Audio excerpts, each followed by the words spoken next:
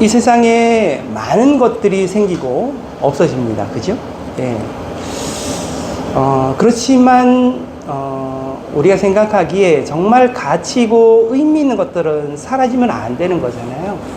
그래서 그런 것들은 좀 잘 보존하고 또 이어가고 또 대를 이어서 또 그 자손들에게 후손들에게 물려주고 또 그렇게 그것이 유지되고 명맥이 유지되고 또 이런 것들이 필요합니다.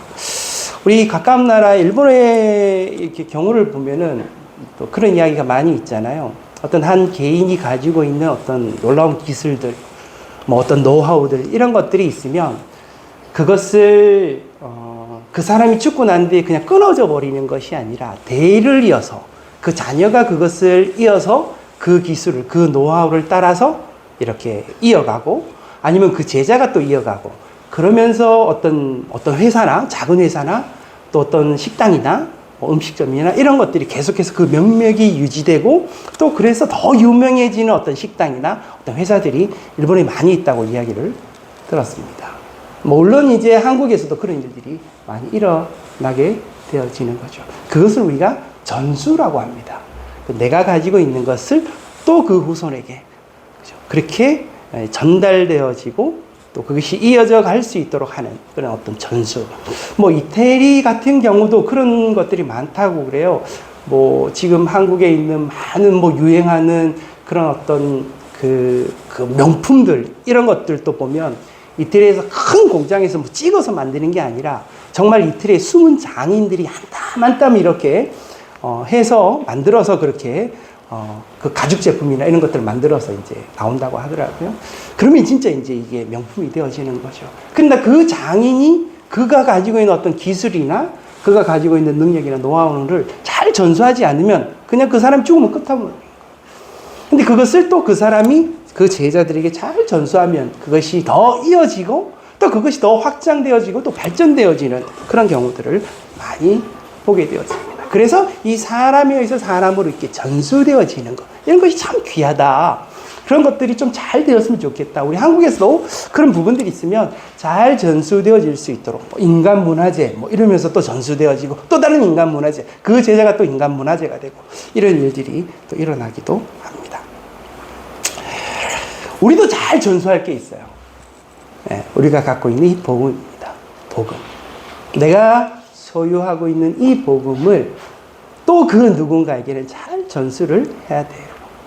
복음은 이 세상 온 동네, 온 세상 끝까지 다 전파되어지고 확장되어지는 것. 이것이 어쩌면 하나님이 원하시는 것이겠죠. 그렇죠? 하나님이 너무나도 이 소망하시는 것이에요. 그런데 성경이 이렇게 이야기를 하고 있어요. 이 복음의 전파는 전도에 미련한 것으로 이루어진다라고 이야기를 합니다. 그래서 전도를 우리가 하기도 하는데 이 전도가 왜 미련할까라고 생각해 보면 하나님 입장에서 우리들에게 말씀하실 때 하나님 입장에서 보면 그것이 어쩌면 참 미련할 수 있겠다라는 생각이 들어요. 그죠? 하나님이 이 세상 끝까지 복음이 전파되기를 너무나도 소망하고 원하신단 말입니다. 그러면 하나님이 너무나도 크고 놀라운 능력으로 한 방에 이 복음을 이 세상 끝까지 전할 수도 있어요. 예를 들어 이런 거죠. 예수 그리스도의 부활 사건이 있었습니다. 그죠? 예수님의 이 그리스도의 이 부활 사건이 어떻게 일어났는지 또 그것이 어떤 광경으로 나타나게 되었는지 성경에 보이지만 정말 하나님께서 이 예수 그리스도의 부활을 온 동네 모든 사람들이 볼 수 있도록 짠하게 나타날 수도 있는 거잖아요. 예수 그리스도가 십자가에 죽으시는 것은 수많은 사람들이 봤어.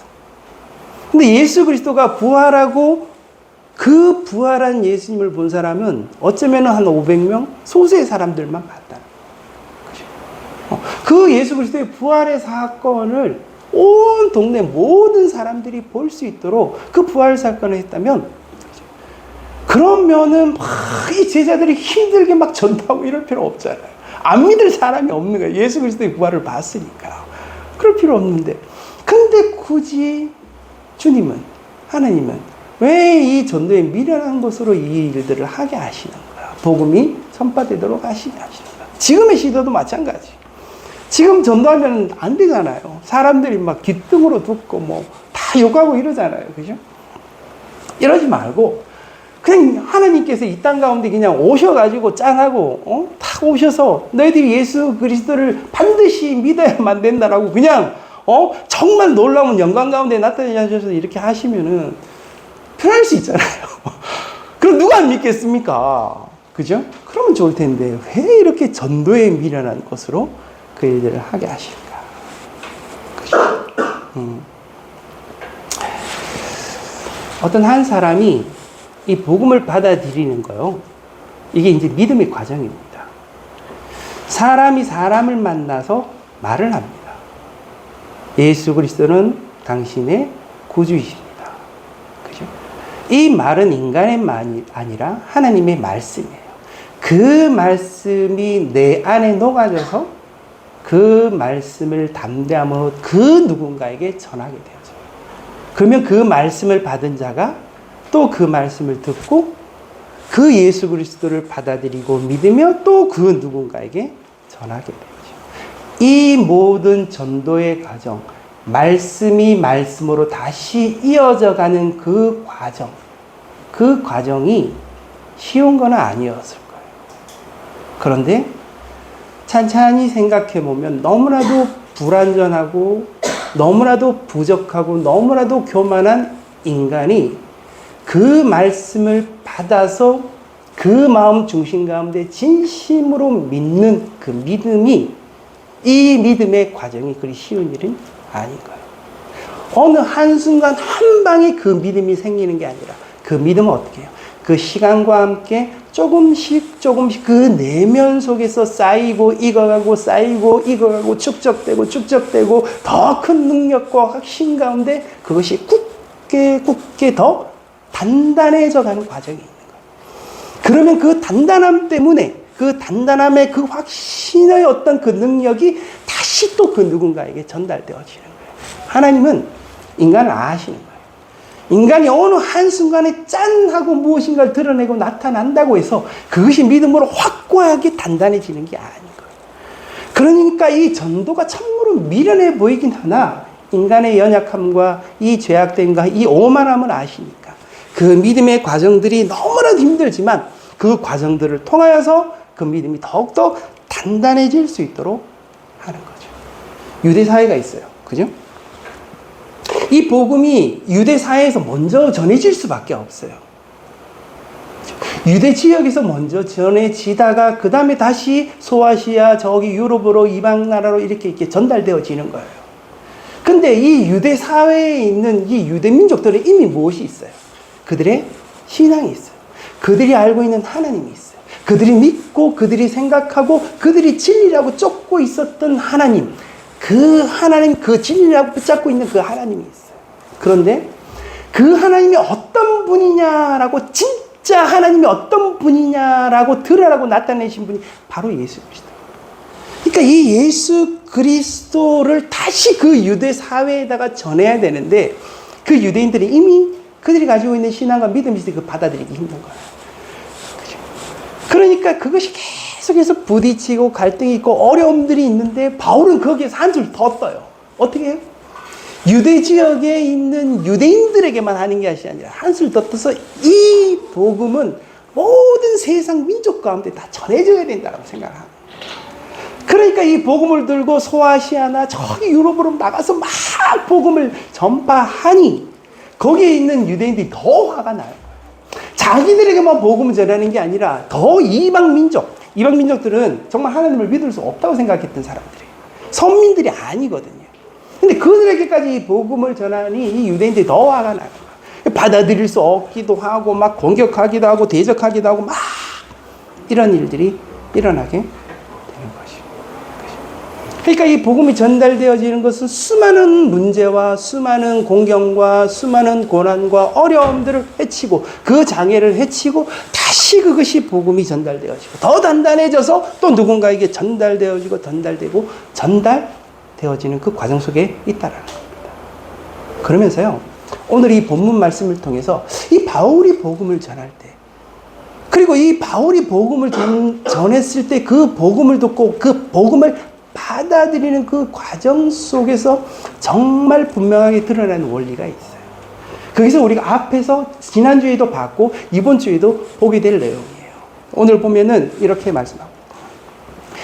이러므로 우리가 하나님께 끊임없이 감사함은 너희가 우리의 들은 바 하나님의 말씀을 받을 때에 사람의 말로 받지 아니하고 하나님의 말씀으로 받음이니 진실로 그러하도다. 이 말씀이 또한 너희 믿는 자 가운데서 역사하느니라. 우리가 이전에요, 지난번에 우리가 그 앞전의 말씀들을 볼 때 이 바울이 이 복음을 전할 때 계속해서 그 이야기를 합니다. 내가 누구의 눈치를 보는 게 아니야. 내가 나의 유익을 위해서 하는 게 아니야. 내가 이렇게 복음을 전하고 내가 너희들에게 복음을 드러내고 나타내는 데는 분명한 이유가 있어. 그게 뭐냐? 하나님의 영광을 위하여, 하나님 때문에 한다는 거예요. 그 안에 이 복음을 전할 때 사람들이 있어요. 그 사람들에게 복음을 전할 때 반응들이 나타날 거예요. 어떤 때는 사람은 그 복음을 쉽게 너무나 편하게 정말 아멘함으로 받을 수 있어요. 능동적으로. 그러나 어떤 사람은 그것에 의심하고 또 그것에 대해서 계속해서 생각해보고 받아들이기 힘들어하고 또 거부하고 거절하고 이런 일들이 있을 거예요. 그럼에도 불구하고 바울은 끝까지 그 복음을 전하는 그 힘, 그 에너지, 그 원동력은 어디서 나오냐면 사람들의 반응은 아니에요. 사람들 반응 때문에 하는 게 아니라 누구 때문에 한다는 거예요? 하나님 때문에 한다는 거예요. 하나님의 영광을 위하여, 나의 유익을 위해서 하는 게 아니야. 내가 아첨하는 말로 하는 것도 아니고 탐심의 말도 하는 것도 아니야. 이건 오직 누구 때문에? 하나님 때문에 내가 너희들에게 복음을 전한다는 거예요. 누군가가 무엇인가 이야기를 하잖아요. 그럼 우리는 두 가지를 생각합니다. 첫 번째, 그 하고 있는 말의 내용이 무엇이냐예요.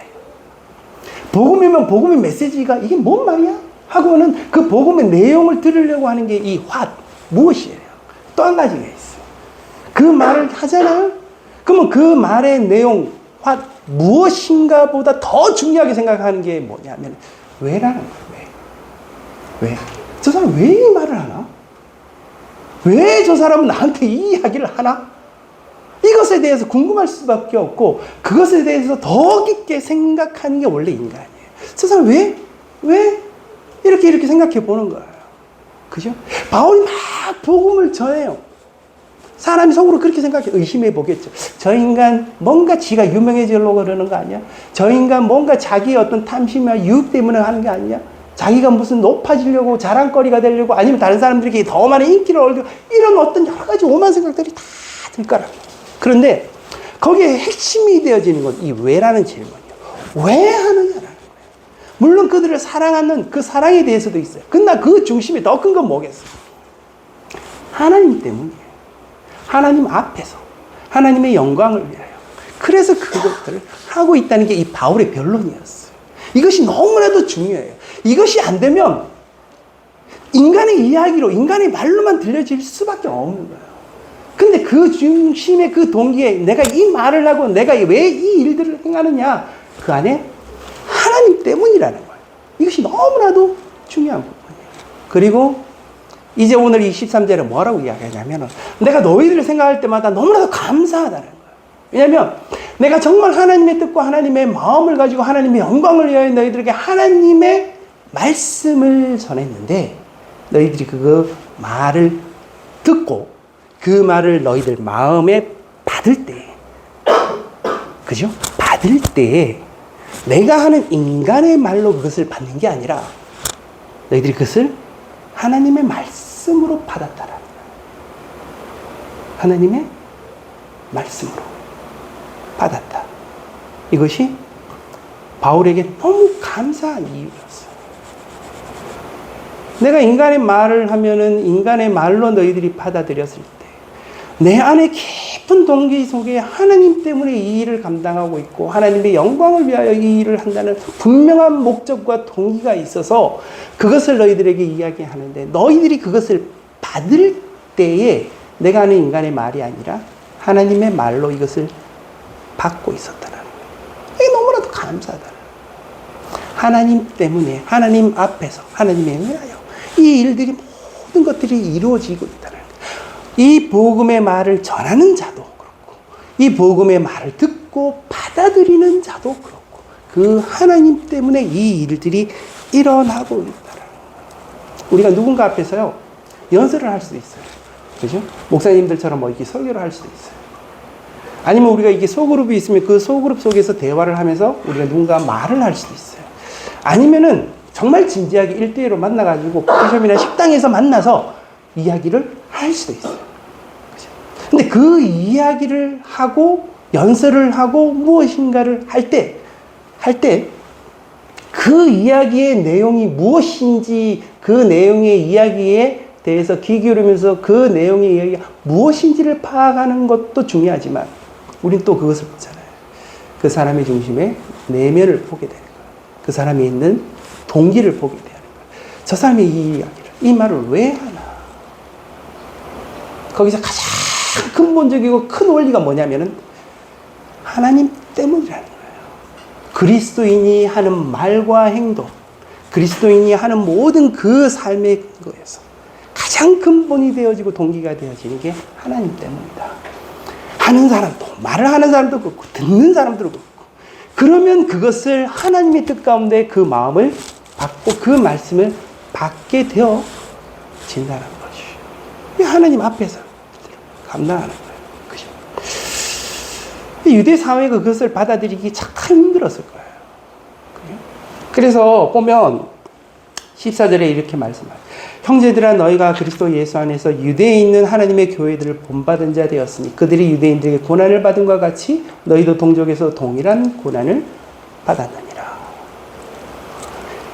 복음의 말씀을 들었어요.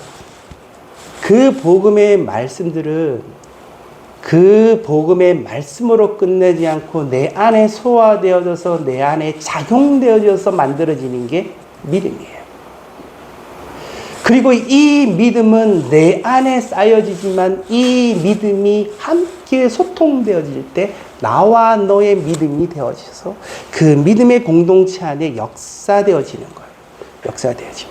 그리고 그 믿음의 역사가 커지고 그 믿음의 역사가 힘이 생기니까 그 믿음이 다시 어디로 가는 거예요? 세상 가운데로 나가는 거예요. 유대 지역 가운데로 나가는 거예요. 이렇게 나아가서 교회가 그 복음에 전하는 그 믿음의 역사들을 일으켜 나가는데 그것이 쉬운 일이 아닌 거예요. 유대인들 속에 계속 거절이 있고 계속 박해가 있고 계속 이 교회를 핍박하는 일들이 일어나게 돼요. 근데 이 데살로니가 교회도 마찬가지. 그런 어떤 고난들이 있었던 거예요. 유대 지역의 뭐 안디옥 지역이나 이런 데 있잖아요. 이런 데서 일어나는 모든 어떤 그런 어떤 그 교회 안에 이 복음의 역사들이 고난의 역사들이 있는데 이 데살로니가 교회는 얼마 되지도 않았잖아요. 근데 그들이 복음을 받아들이고 믿음의 삶을 살자마자 뭐부터 생기기 시작? 고난이 시작되죠. 그래서 유대 교회 지역 이 유대 교회들처럼 너희들 또한 그 고난들이 계속 있다라는 거예요. 이 유대인들이요 흩어져 살았잖아요. 이 데살로니가 교회도요 보면은 이 데살로니가 지역도 이 유대 지역 한참 떨어져 있어요. 저 그리스 지역이니까 엄청 떨어져 있잖아요. 그러니까 그 그리스 지역에도 막 흩어져서 유대인들이 사는데 그들끼리 얼마나 힘이 됐겠어요. 그죠? 서로 살면서 야 우리 함께 다 같은 유대인, 선민사상까지 있었으니까 얼마나 같이 함께 위로가 되어지고 힘이 되어지고 막 이랬을 거란 말이에요. 그런데 두 개로 나눠지는 거예요. 하나는 뭐다? 복음을 받아들이는 자. 또 어떤 사람은 복음에 대해서 배격하고 거절하는 자. 딱 나눠지게 되는 거죠. 그죠? 그러면 어떻게 되겠어요? 서로 막 친하게 힘과 위로를 주고 막 이랬던 사람들이 서로 대적하는 이 대적자들이 되어져. 하나님 이 복음을 받아들이는 자. 아니면 복음을 받지 않고 그 복음 받아들이는 자를 그냥 두겠어요? 계속해서 공격할 수밖에 없는 거예요. 고난이 일어날 수밖에 없는 거예요. 그래서 이 바울이 이야기하는 거예요. 이 데살로니가 교회를 칭찬하고 싶은 거예요. 너희들 너무 힘들 거야. 너희들 같은 민족끼리 이렇게 살아가면서 이 유대인들에게 계속 박해를 받고 핍박을 받는 이것이 너무나도 힘들고 어려울 거야. 허나 너희들이 갖고 있는 믿음이 옳다라는 거야. 너희들이 갖고 있는 그 마음이 진리라는 거죠. 그것을 꼭 소유하고 있어. 물론 고난이 있더라도 그 고난을 참고 이겨내는 이 삶이 필요하다. 너희들 그것을 잘 하고 있다.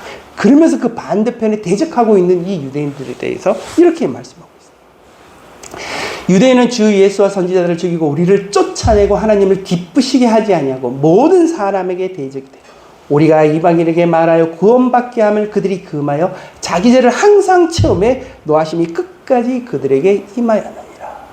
전에는요 똑같은 유대인이었어요. 근데 복음을 받아들이고 이 복음을 믿는 자와 믿지 않는 자들이 생기는 거예요. 그런데 복음을 믿는 자들은 자기들 스스로 믿음을 지켜나가야 돼요. 근데 그 반대편에 그 복음에 대해서 대적하고 있는 자들에 대해서 복음은 이 바울은 너무나도 칼같이 이야기를 하는 거예요. 그들은 뭐하다?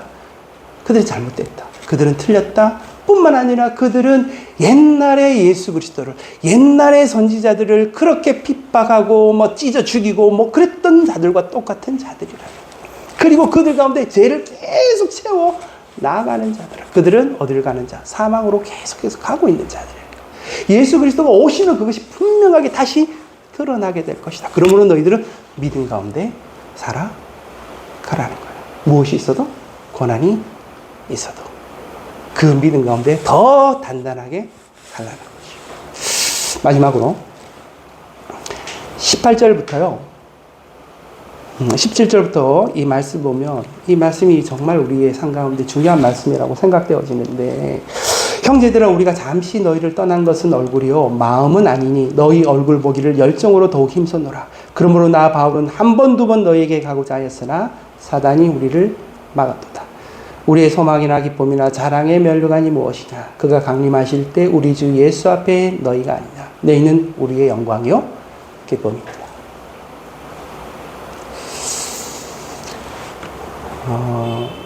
바울의 깊은 동기 속에 오직 나의 유익과 나의 영광이 아니라, 나의 자랑이 아니라 오직 하나님의 영광만을 향하여 나아갑니다. 우리의 삶도 그 하나님의 영광만을 위하여 나아가는 삶이죠. 그런데 내가 살아가면서 내가 가지고 있는 나의 기쁨과 나의 영광은 어디에 있을까? 이건 하나님의 영광과 같이 가는데요. 하나님이 우리에게 네가 가지고 있는 너의 기쁨과 그 영광이 어디 있는지 그 해답을 말씀해 줘요. 해답. 우리는 이때까지 살면서 무엇을 위해서 살고 무엇을 하면서 살았을까? 혹은 이제 내 남은 인생이 얼마쯤 남아 있을 것 같은데 그 남은 인생을 나는 무엇을 하며 무엇에 집중하고 살아야 될까? 이 해답이 오늘 이 본문 속에 담겨져 있어요. 궁금하지 않습니까? 난 뭘 해야 될까? 내 남은 인생 가운데 나에게 기쁨이 되고 나의 영광이 되는 게 무엇일까? 궁금하잖아요. 나는 이때까지 무엇을 쫓아서 살았나? 난 앞으로 살면서 어떤 삶을 살아서 어떤 것을 바라보고 어떤 것을 향하여 나가야 살아야 될까? 궁금하잖아요. 그죠? 궁금하잖아요. 인간은요, 늘 자기의 영광을 향하여 살아갑니다. 더 많은 것을 소유해야 되고, 더 많은 사람들에게 인정받아야 되고, 더 많은 사람들에게 나의 영광을 드러내고 나타내려고 하는 게 있어요. 이게 인간이 가지고 있는 속성이에요. 그래서 인간은 끊임없이 무엇인가 가치와 의미를 추구해요. 근데 그 가치와 의미 속에 늘 담겨져 있는 게 나가 가지고 있는 나의 영광일 수 있어요. 세상에 살면서요, 우리가 이제 매스컴에 보면 이런 일들이 있어요. 연예인들이 왜 마지막 연말에 시상을 하면은 대상을 받거나 이러면은 항상 나오면서 하는 말이 있어요. 그죠? 이 모든 영광을 누구에게? 하나님께. 그죠? 옛날에 막 수능 시험 쳐서 1등을 하면은 거기에 인터뷰를 합니다. 그러면 수능 시험 쳐서 1등 있는 사람이 항상 하는 말이 있어요. 이 모든 영광을 하나님께 먼저 올려드립니다. 참 신앙인들이에요. 쉽지 않은 일이거든요. 그죠? 정말 하나님의 영광은 어디에 숨겨져 있을까?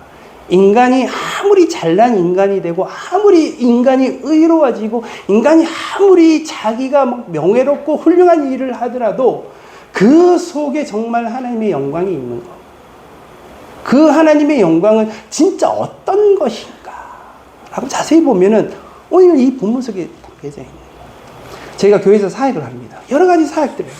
저도 이제 부교육자 사역할 때 막 교회에서 이리 뛰고 저리 뛰고 그죠? 뭐 설교도 해야 되고 예배 준비도 해야 되고 그 다음에 뭐 여러 가지 뭐 교회에서 하는 뭐 행사도 해야 되고 그 다음에 찬양도 해야 되고 막 여러 가지 일들을 하고 바빠요 막. 그 헌신이라는 이름으로 막 이것저것 일을 하게 돼요. 그런데 이것이 주님의 영광을 위해서 한다고 생각하지만 정말 그 속에 남겨져 있는 하나님의 영광은 어떤 것일까? 여러분 잘 생각해 보시죠. 그게 뭘까? 우리는 무엇을 향하여 가는 것일까? 우리가 이 세상을 살면서 막 독립운동을 하면서 나라를 세울 수도 있어요.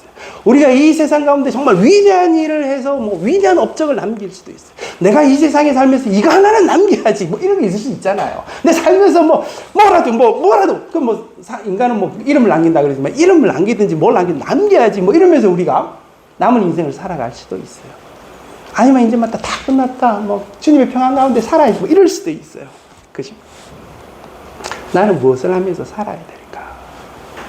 남는 게 하나님 앞에서 남는 게 사람이라는 거예요. 이게 중요해요. 내가 무엇인가 하든지 간에 그 속에 남는 가치가 하나님과 사람입니다. 내가 무엇을 하든지 똑같아요. 내가 사회복지사를 해도 목사를 해도 마찬가지고 학교 학생님도 마찬가지고 직장생활을 해도 마찬가지. 내가 이 세상 가운데 하나님의 영광이 되어지고 정말 내 삶 가운데 나의 기쁨이 되어지는 거는요 사람이에요. 사람. 누가 이야기하냐? 하나님 그렇게 말씀하시는 거야. 너희들이 이 세상 가운데 막 위대한 무엇인가를 만들고 너의 뭐 어떤 영광과 뭐 이런 걸 드러내려고 하지. 그거 나에게 아무것도 아니야. 근데 네가 정말 누군가를 사랑해. 그죠? 하나님의 마음으로 네가 그 말씀 가운데 살면서 그 누군가를 섬겨. 근데 그 섬긴 대상이 정말 그 마음 가운데 말씀을 받아들이고 그 마음 가운데 믿음의 삶들을 사랑하는 삶이 너로 인하여 생겨지고 만들어지는 것, 이게 뭐라고? 나의 기쁨이요 영광이라는 거야. 우리가 이때까지 살아오면서 남겨진 것도 그렇고 우리가 살면서 남겨야 될 것도 그거라고 이야기하는 거야. 누구다? 하나님과의 사람이라는 거야. 그래서 딴 사람은 모른다니까요. 하나님은 알 수가 없어요. 우리가 만든 업적이나 우리가 했는 일들을 이야기할 거예요. 하지만 하나님은 그거 아무것도 보지 않습니다. 그거 중요하지 않아요. 뭐만 보는지 아세요? 너희들이 사랑하고 섬겨서 남겼던 그 사람을 보는 거예요. 그 사람. 그 사람이 결국에 너희들에게 기쁨을 줄 것이고 그 사람이 너에게 영광을 줄 것이다라는 거예요. 우리가 때로는 이럴 수 있어요. 아유, 나는 사람을 이렇게 뭐 섬기고 사랑하고 나는 그런 것들을 난 능력이 부족해서 나 힘들고 정말 약점도 많고 나는 어렵고 이럴 수 있어요. 맞아요. 그래서 어떤 사람들은요, 그것을 훌륭하게 잘 해내는 사람도 있고, 하지만 그것을 참 힘들게 어렵게 하는 사람들도 있어요. 저도 마찬가지. 너무나도 그것이 힘들고, 너무나도 그것이 어려워요. 정말로. 사람을 만나서 그 사람에게 사랑하고 섬기는 것은 너무나도 힘든 일이에요. 여러분들 MBTI 유형검사 해보시죠. 이게 성격검사잖아요. 그죠? 그래서 16가지의 유형들을 두고 ESFJ, 뭐 INTP, 뭐 이러면서 유형검사를 하잖아요. 그 유형검사를 통해서 내가 만나는 사람이 어떤 사람들이 파악하는지 이런 것들은 도움이 돼요. 하지만 항상 하는 말이 있어요. 그 유형에 갇혀서 살지 말라는 거예요. 얘기 들으시죠? MBTI에서 중요한 거는 그 사람을 파악하는 데는 유용하게 사용될 수 있으나 내가 그 유형 속에 갇혀 사는 것은 절대 금물이에요. 내가 그런 인간이니까 그렇게 살아야지. 이걸로 끝나면 안 된다는 거죠. 그래서 우리는 새로운 유형이 필요해요. 하나님이 원하시는 유형. 내게 정말 기쁨이 되어지고 나의 영광이 되어질 수 있는 그 삶의 유형이 바로 여기에 담겨져 있어요. 사람을 사랑하고 사람을 섬기고 그 사람을 하나님께로 인도하는데 내가 사용되어지는 거예요. 이게 그리스도인의 유형이에요. 이게 나의 기쁨과 나의 영광이 되어진다는 거예요. 여러분, 이제 살면서 나머지 나의 인생을 뭐 하며 살까? 무엇을 해도 괜찮다니까요. 나가서 뭐 죄적인 일만 하지 않으면 제가 생각하기에는 무엇을 해도 관계 없습니다. 뭘 해든 업적을 남기든 남기지 않든 아무 관계 없어요. 근데 중요한 건 뭐냐? 남는 게 뭐냐면 사람이에요. 이것이 나의 기쁨과 영광. 예수 그리스도가 오실 때 그것은 나의 멸류관이 될 것이다. 바울이 이야기를 하잖아요. 데살로니가 교회한테 이야기를 하잖아요. 너희가 나의 기쁨이야. 예수 그리스도 오시면 네가 나의 영광이야. 여러분이 나의 영광이고 여러분이 나의 기쁨이야. 여러분들은 내가 여러분들의 영광과 기쁨이 되어질 수 있는 거죠. 혹여 여러분들이 누군가를 사랑하고 섬긴다면 그 사람이 나의 기쁨과 영광이다. 하나님이 이거를 묻는다는 거예요. 분명하게 묻는다는 거예요. 그죠? 이거는 내가 부인할 수가 없어. 그래서 하나님은 하나님을 사랑하고 인간을 사랑하라 그래요. 이것이 유일하게 기쁨과 영광이 되어지기 때문에 그래요. 내 안에 그것을 하기 힘든 부분들이 있으면 그것을 정말 극복하면서 아주 작은 하나를 했을 때 하나님께 그것이 인정받는 부분이 되어지는 거죠. 제가 해야 될 일이고 여러분들이 해야 될 일입니다. 그 일들을 위해서 주님이 우리를 먼저 부르신 거다. 그 기쁨과 영광의 해답을 아셨습니다. 그 해답 모르고 사는 것보다 훨씬 좋은 거잖아요. 그 해답을 여러분들이 잘 찾으셨으니 우리가 그 삶들을 살아갈 수 있는 저희들이 되었으면 좋겠습니다. 이것이 우리의 의지가 되겠지만 그 의지대로 살아가는 데는 많은 고난의 과정들이 있을 수 있어요. 그 고난의 과정들을 잘 이겨나가서 그런 삶들을 살아가는 저와 여러분이 되어지기를 주님의 이름으로 축복합니다. 기도하겠습니다. 아버지 하나님, 오늘 또 우리가 하나님의 말씀을 보았습니다. 우리가 하나님 앞에서 어떠한 자들인지 알 수 있도록 주님 도와주시고 내 삶의 모든 동기가 오직 주 예수 그리스도 그분 때문에 살아가는 저희들이 삶이 될 수 있도록 우리의 마음과 생각을 잘 지켜주시옵소서. 우리가 앞으로의 인생을 어떻게 살아갈까 정말 수많은 고민들이 있지만 또한 단순하게 오늘 이 본문의 말씀처럼 우리가 하나님을 사랑하고 또 인간을 사랑하는 삶들을 살아갈 수 있도록 이것이 나의 기쁨이요 영광이라고 주님 말씀하신 것처럼 우리가 그 말씀 따라가는 저희들의 삶이 될 수 있도록 은혜를 베풀어 주시옵소서. 예수 그리스도의 이름으로 기도드립니다. 아멘.